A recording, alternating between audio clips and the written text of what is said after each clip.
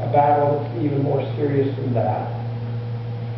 And that is the controversy between Christ and Satan. It says that we're all involved in this battle in Revelation 12. And then I connect with where George was in Revelation chapter 13 and 14, if you want to open the scriptures with me. And here's what I read. In fact, I discovered that from Genesis to Revelation, the whole Bible is a story of this conflict. There's a tension from the first words of Genesis practically to the end of Revelation. This battle is raging. And in chapter number 14, it all comes to a climax in these words where I read in verse 7, he said in a loud voice, "Fear God and give Him glory, because the hour of His judgment has come. Worship Him who made the heavens, the earth, and the springs of waters." There's the call to worship our Creator. Contrast that with verse 9. If anyone worships the beast in his image and receives his mark on the forehead or on the hand, it will be very bad. That's my paraphrase. Very, very bad. And so you have the tension, you have the conflict right here. And yet I say again, isn't it easy just to kind of be caught in our, not our underwear, but our unaware. Our unawares. Just totally unaware. So against that backdrop, I want to ask you this question. Sabbath. Does it really matter anymore? Amen. Yes. Amen. Really? Yes. Are you sure? Yes.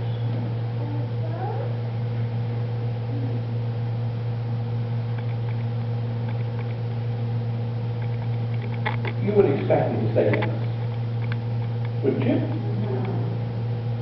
And I won't disappoint you. But here's the caveat. I don't plan to do it the way you might expect me to do it. Because my whole point to church is, I got to teach you something new. Amen. Or at least package the old in a more interesting way, or you're going to be bored to tears and there's no chance that it's going to happen, right? I mean, it would be very easy for me as an Adventist evangelist to just answer the question and say, you only have to read the Genesis 2. And when I read in Genesis 2 that God blessed the Sabbath day and made it holy, that settles it for me. Because I respect the Scriptures. And the God who is outside of all time and space, when He makes something holy, end of discussion. I mean, you didn't have to be very smart, Balaam, to recognize this was the guy who argued with the donkey. That you can't bless what God has cursed and you can't curse what God has blessed. You better stay out of the cursing and the blessing business when it comes to God, right? I mean, that's a territory we can't even enter. But I'm not going to go there today. I could answer this question by simply quoting the Ten Commandments. I have a great respect for the law of God. So do most civilizations. We look at the difference between a civilized society and one that isn't civilized. And the civilized societies have a respect for the moral law. It all traces its roots back to the Ten Commandments. We have these great controversies about displaying the Ten Commandments. I think it's so funny that we have these great controversies about displaying the Ten Commandments in America.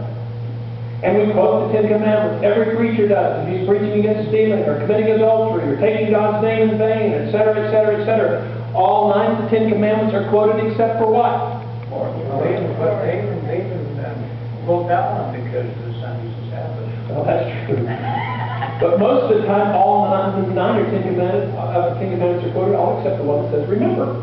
The one that says remember. And then I'm interested in how my Christian teachers and friends, many of them at Fuller Theological Seminary, can with a straight face, go to the New Testament and quote Jesus as if He said, "Think not that I came to abolish the law and the prophets. I didn't come to abolish them, but to do away with them." I say, what? that the meaning of fulfillment? I don't think so. That makes Jesus sound pretty absurd. But I'm not going to go there today. Oh, did I? I could point to the Bible giants from Genesis to Revelation and look at their example. I could say, Adam was a Sabbath keeper. Enoch, Noah, Methuselah, Moses, apostles, Peter, James, John, Paul, book of Revelation, John the Revelator. Genesis to Revelation. Every single person in the Scriptures is a God follower. We have evidence, either explicit or by way of contrasting text, that the Sabbath had a meaning for them. And I would say, okay, for people to respect this book, shouldn't it matter to life? But I'm not going to go there either.